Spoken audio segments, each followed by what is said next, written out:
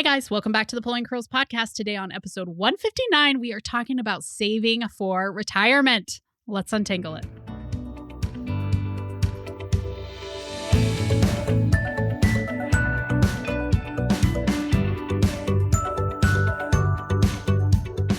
Hi, I'm Hillary Erickson, the curly head behind the Pulling Curls podcast, Pregnancy and Parenting Untangled. There's no right answer for every family, but on this show, we hope to give you some ideas to make life simpler at your house. Life's tangled, just like my hair.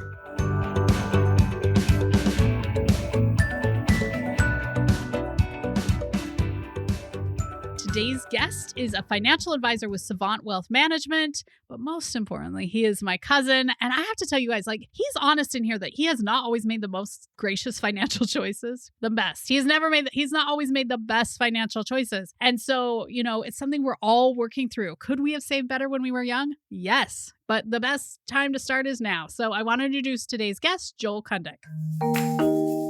Do you ever just feel like it's unfair that some people can have company over at a moment's notice? Their house is just super easy to clean up and they can relax on the couch with Netflix while you feel like you always have things to do around your house. That can totally be you. The Organized Home is here to help you simplify organizing. We're talking about decluttering, zones, organization systems that actually work. We've got assignments and challenges. I hope you'll join us. You can use coupon code UNTANGLED. Look for the Organized Home link in the show notes. Hey, Joel, welcome back to the Pulling Curls podcast. Hi, Hillary. It's great to be with you. Yeah. So my dad's podcast was ridiculously popular where he gave us great advice, make more, spend less. Right. I loved it. I listened to it. I actually listened to it again recently because I knew I was going to be talking to you again. I thought, how am I going to even come close to claim? There's no way. There's just no way. You can't. It's not possible. But we saw that my people want to learn more about money. And I bet since he did that podcast, which we'll link in the show notes if you haven't listened to it, they probably even want to know more about money because money is getting sketchier every day, I feel like. Yeah, this is kind of a year everybody's got money on their mind, right? Yeah, I think we all thought during COVID, everything would fall apart and the government sort of propped us up and the fact that no one was spending anything on travel. And now we're here. So then markets went crazy and then they reminded us this year that they go crazy the other way. Yeah. So today we're just talking about retirement. Last time we talked about saving for college, which was awesome because I have another kid going to school this fall. As do I in one more year. I've got one in right now and another about to start. So yeah. So much money. Okay. But what should we still be investing, Joel? Absolutely. So, here, and actually while we're on college, let's just use that as a little bit of a transition. Number one thing I'm going to say here to tie over from my last conversation is you should definitely prioritize retirement saving over college saving. Yeah. The number one responsibility you guys have as adults is to make sure that your kids are not going to have to help you out financially in the future. And we can get loans for college. We cannot get loans for retirement. So the number one responsibility, and a lot of, I know you work in kind of people who are having babies. And one of the things that's very natural to think about when you have a baby is, I got to start a college fund for them. Yes, you do. That's a good idea. But if you're not first already saving enough for retirement, prioritize that matters more. Yeah. And side note, I've seen a lot of people who, instead of asking for gifts for the first birthday, which are completely useless, and usually my parents bought every loud toy in the store and shipped it to my house. How helpful. Say, if you want to send something small, that's great. But would you want to put $100 in their college fund, right? Because if you put in a college fund when they're 1, that is a huge difference when they're 18. Time matters. And that's a great bridge towards the next thing in retirement, right? Time matters. So you want to start early. That's something that Clayton talked about in his podcast. I'm going to talk about that more. So let me give you a quick example. If you're 25 years old and you put $5,000 aside, and we just assume that it's going to earn 8% per year, which I know everybody feels like in the middle of market downturns, that's never going to happen. It actually is very average level of return for markets, okay, over the long term. If you wait 40 years on that, just leave that $5,000 in the oven, so to speak, for 40 years, it's going to be worth $110,000 at the end of that. If instead you start at age 35, you put that same $5,000 aside and you're age 35, it's going to be worth about $50,000 in 30 years. Which is still great. Still put the $5,000 in. It's still great. Said differently, if your kid has a high school job or for some reason you're able to put some money aside for them at 15 and they've got 50 years, that $5,000 will be worth $235,000 in 50 years. So compounding, they talk about the miracle of compound interest. It is really powerful. And if I could make one big change for me going back in time, newly minted college grad, all kinds of different priorities, but an employer that was willing to match my savings for retirement, I would have taken more advantage of that, right? Put money aside. It doesn't feel like you can do that. And we can talk in a little bit about ways to, save incrementally, but maximize a match when you're young. It's the number one thing you can do to make sure you have a strong retirement in the future. And don't feel like you have to put in thousands and thousands every month. Just No. put in what you can. Take that match, because usually the match is not thousands and thousands. I don't know. Maybe I worked for the wrong people. Well, I mean, it depends on it, right? I mean, you work for colleges and universities are great.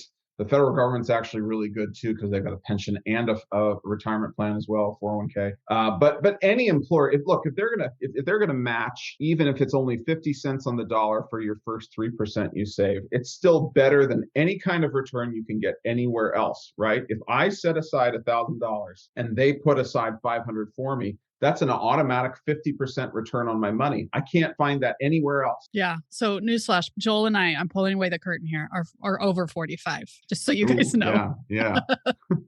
That's right. Although I think you're just 45, right?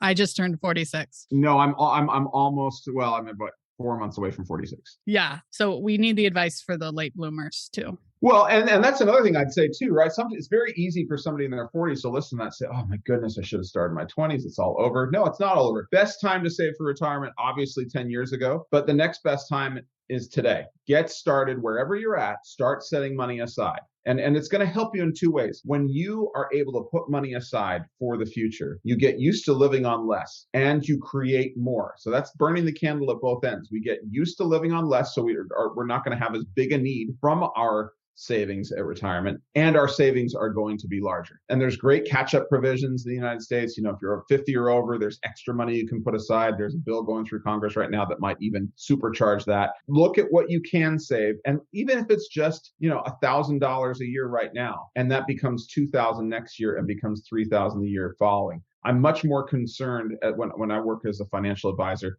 on the direction of savings than exactly what is being saved this year. Yeah, I love that. And also hopefully you're going to get raises. Yes. And if you can, that's what I'm saying about that incremental. Like if that's one of the ways I could have done it if I was in my early 20s, right? I have an amount that's coming in each month, but I know I'm going to get, a 2 or 3% raise next year. If I can increase what I'm deferring by 1%, I'll still have a bigger paycheck, right, coming home to me, but I'm going to automatically just, hey, next year, 2023, I go to 2%, 2024, I go to 3%. And by 2026, I'm saving 5% of my income, which is getting me in the right direction. Yeah. Okay. Is there a percentage that's ideal? Yeah. If you're in your 20s, it's really best to start at 10%, and that includes employer match. So if I'm lucky enough to be an employer that, saves 3% for my 3%, then I have to put in 7. My employer puts in 3. I'm getting to about 10% a year. If I'm starting in my 30s, I'd really rather see that be around 15% of my income, again, including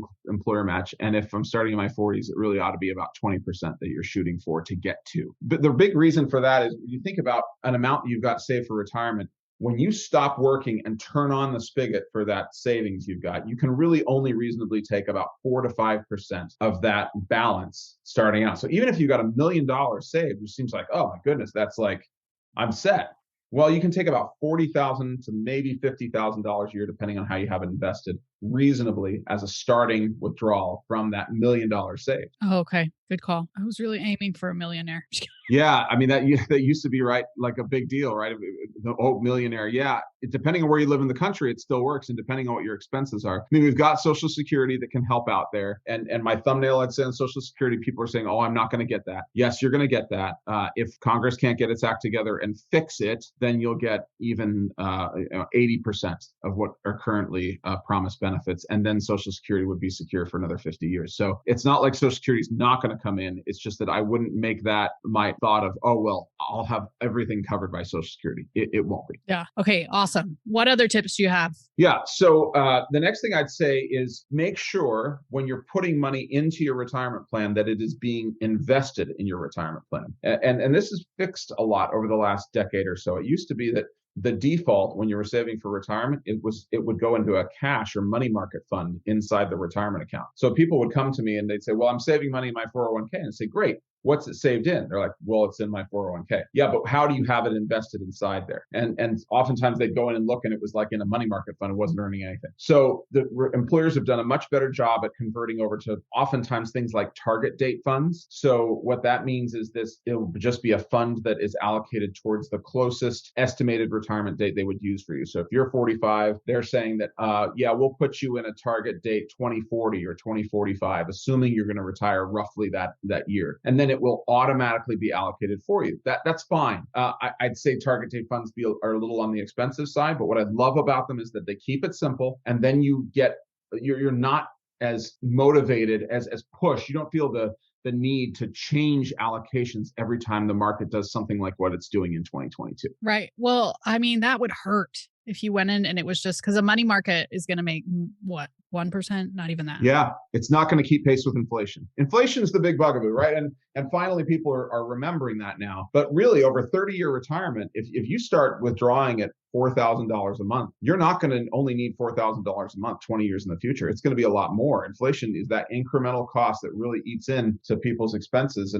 And sometimes people come to me and say, well, I don't want it in markets because markets are risky. Yeah, over the short term, markets are risky. Over the long term, they're really not. The risk is actually not maintaining your purchasing power and what inflation is going to do to your savings if you don't have it invested in good long-term structure. So a target date fund is a real good starting example of that. But what I generally say to people is put more in stock than you think you ought to have in stock and leave it there. Yeah. And maybe that's relevant for this year in particular, where we've got, markets going haywire. The S&P 500 is down over 20% year to date. And people are saying, oh my goodness, I've got to make changes. Well, that's how the financial media makes money, right? They make money by getting you to watch their program, but to read their article and to feel a sense of panic and that you need to do something. So I kind of phrase it as don't arrange deck chairs in the middle of the storm. It seems like a really good idea to make adjustments in time. Oh, I got to read the Wall Street Journal more. I could just know so much better what to do with my money. No, leaving money in place, just leaving in that target date fund and doing your best job you can to forget about it. And remembering that, hey, over time, yeah, there's going to be ups, there's going to be downs, but the trend is generally up over decades. That's going to serve you much better than feeling a need to read these articles. And the clickbait ones that are always the worst or say something, hey, what investors need to do right now. Generally, you can assume that an article that says that is going to have the wrong idea, unless it says inside the article, do nothing. Which is not very exciting advice. Drink more water, go on a walk. Yeah. Take a breather, do something to de-stress. Don't feel like you need to become a master investor. That's not how money is made for retirement. How it's really made is by, and I'm going to sound like Clayton here, save more, spend less, right? So true. It's the worst, best advice ever. The worst, best advice. So I love that because I think like when I first went in to pick my funds, Hillary circa, 1998, I got my pediatrician that I worked for allowed me to pick funds. So I went in and I thought I was going to vomit when I saw like all of like small cap, large cap. And I was like, I don't even know what a cap is. I guess I like larger, but I love that. Initially, you could just pick a target date because that probably would have been wiser for Hillary because I wasn't saving a ton, with them. But it was something rather than just being like, well, money market sounds good. Boom. Yeah, you don't want to do that. Such a loss. And then certainly there's times where it feels better. It feels like money market would be even better right now, right? Well, I'm going to keep it safe. No. Now is the time you want to be buying. We're all in the calm able to say, well, we want to buy low and sell high. And then the market goes down. We're like, whoa, run for safety, get away. No, that's not the right strategy at all. Keep buying. It's called a dollar cost averaging strategy. When markets are low and you're putting the same amount aside for retirement, you're getting to buy more. Everything's on sale. And one of the ways that's been really helpful for my clients is think about it like your house. If somebody came to you tomorrow and said your house is worth 20% less than it was yesterday, would you run out and say, I got to sell my house right away? No. And when it's a tangible asset, it feels somehow different. You feel, well, no, that's not the real value of my house. My house, I'm sure, will recover over time. Think of your portfolio that way, right? Right. It's the same thing. It's just, it feels scary because I can't touch it. It's not tangible. I don't know what it is. I feel uneducated. So yeah. And that graph, when you go in, when you've saved a lot for retirement and you go in and look at the graph and you see how much you lost in just a day sometimes, that hurts. So I just don't go in. Like I go in, I don't even look, I just invest because I'm a small business owner, it won't go in a target fund. I have to invest every month, just FYI for anybody who's a loser like me. I don't even look at the graph. I'm just like, trade. Don't look at the graph, just hit trade. Yeah, I've got a guy I really like, Carl Richards, who has great content on retirement. And he has talked about, he does drawings. And one of his drawings the other day was, do you want to look at days, which has all kinds of volatility, or do you want to look at decades? And decades is a hockey stick, right? Over time, markets go up. So it's all about where you choose to put your focus. The other thing I'd say, just while House was come into it, I know a lot of people who try to pay down their house really early on. And they get super focused on, I got to get rid of my mortgage and then I can save for retirement. That advice really comes from another time. And now we are at about 6% mortgages. So I don't know if people are entering like a 6% mortgage, maybe it's different advice, but most of your listeners probably are at 3-4% mortgages, and long-term portfolios earn 6-7-8%. The arbitrage is in your favor. Save for retirement, prioritize that. Low interest debt is great debt. Now, if you got credit card debt, absolutely be working to get out of that. If you got student loan debt, absolutely be working to get out of that. But don't be trying to accelerate getting out of a mortgage that is great debt and tax deductible. That's good advice, because I think there is a lot of pressure to feel like my home's paid off. Dave Ramsey, thank you. Yes. That may not be helping us. He's excellent on like getting out of credit card debt, on getting out of student debt, all the kinds of stupid debt we get into, even like the, hey, buy a car for cash. I like that advice, right? A car is a depreciating asset. Right. But then he kind of gets into this crazy talk where he's like, get your home paid off as soon as possible. Hey, I'm all about that, right? Pay off your mortgage soon, but only if you've already got enough going in to save for your retirement, because that is going to compound. Yeah. And everybody needs to be thinking here. We're thinking decades. When I talk to my dad about his retirement, because he's in his 80s, it's a very different talk. I'm like, Dad, don't. I mean, 2 years ago, I was like, shouldn't we be pulling some out of stocks? My dad cannot put it in the money market, because he's him. But it's different when you've got like 10 years left. It's two very different stages of life. When you are accumulating for retirement, downturns are helpful. When you're spending in retirement, downturns are harmful. So now you want to make sure you have enough in reserves, right? Defensive investments that you can draw from those for years if necessary, and just let the stocks do their thing. Yeah. So it is two different stages of life. Yeah. But I'm guessing we don't have a lot of 80-year-old listeners. I mean, even probably my parents rarely listen. Let's be honest. They should listen more. Come on. All right. One more piece of advice for us. One more piece of advice. I would say, lastly, to just make sure that you are prioritizing experiences. All right. This is probably not what you expect from a financial advisor, but I would say people don't enjoy stuff near as much as they enjoy experiences long time. We're going to remember them more. And I know that is going to play well with you. You do a lot of travel, I know, and travel recommendations. It is okay to spend on experiences. And especially you can feel, I work with a number of couples who have gotten themselves to a point where they feel like every extra dollar that they get has to go into savings. And they push past a sane amount of savings and go to like, no, we've got to be saving 30, 40, 50% of our income. And I'm saying, no, if we can sit down together and just make sure retirement boxes are checked, college savings boxes, if you have them, are checked, and that the mortgage is being paid, then we should be going out and investing in experiences. All right. That we spend together as family. I love that. My dad mentioned in his, though, that, are you getting the same benefit from that 10th month of Netflix that you got from the first, right? Because the first Absolutely. You're just like, I can watch anything. And then the 10th, you're like, Netflix, let's see what's on another one, right? Yeah. And that really can make a big difference if you track, right? You can use one of these online services, mint.com, personalcapital.com, tracking your expenses, just being aware of where the money's going can make a big difference. Right. And am I still enjoying that? Yes. Because I'm not saying Netflix is bad. A lot of times we'll take a break for like 3 or 4 months, and then I'll be like, oh, I missed Call the Midwife. I got to go back. Whereas, right now I'm like, Call the Midwife. I've seen it. Yeah. And how many things are there like that? How many gym memberships sit around unused for months at a time? How many, just subscription-based things do we accumulate and then just not leave it when we're not getting full utilization from them? Be deliberate. Be aware of where your money is going and make sure that's where you want it going. Yeah. But same for experiences, because I see a lot of people spending a ton of money on Disney merch when I'm like, wouldn't you rather have another trip? Absolutely. Right. Absolutely. Because that's what you're going to remember as a mom. You're going to think back to those times on the teacups where your kids almost made you vomit. But will you remember that Disney sweatshirt? I don't know. That's right. And what you want is stuff that's going to be memorable. And it is the experience that will be memorable, not the stuff. Yeah. All right. Great advice, guys. The other thing I think is to just try and stay positive, because I think the media has us just like losing our minds. Don't you think? Paralysis and anxiety. Absolutely. That's what the media is interested in, because they want you to read more. Right. Right. And it's easy to get addicted by it. Stay away from it. Turn off the TV, go for a walk. Yeah. And definitely listen to this podcast. Speaking Absolutely. from the media. While you Speaking from the media. But try and stay positive, guys. Like the money is going to be there. It's a long-term game. Save a little, spend on experiences. I love it. Well, if there's anything that your listeners want to hear more of there, right? I mean, we can riff on any number of things here, right? There's so many topics we can cover. So I'm always happy to come back. If you guys want to know more about finances, there will be an Instagram post over at Pulling Curls Instagram. Tell us what you want to hear about. If it's more about like what IRAs or whatever, tell us there. And then you can have a nap while we talk about IRAs.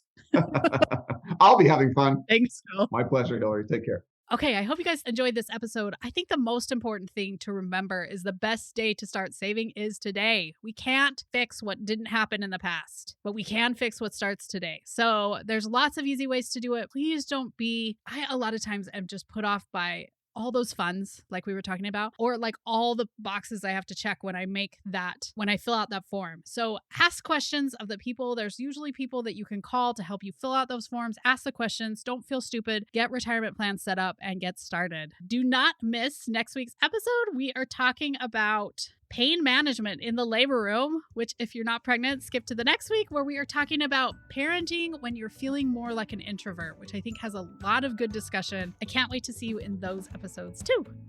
Thanks so much for joining us on today's episode. The Pulling Curls podcast grows when you share us on social media or leave a review. If you do, please tag us so that we can share and send you a virtual hug, which frankly is my favorite kind of hugging. Until next time, we hope you have a tangle-free day.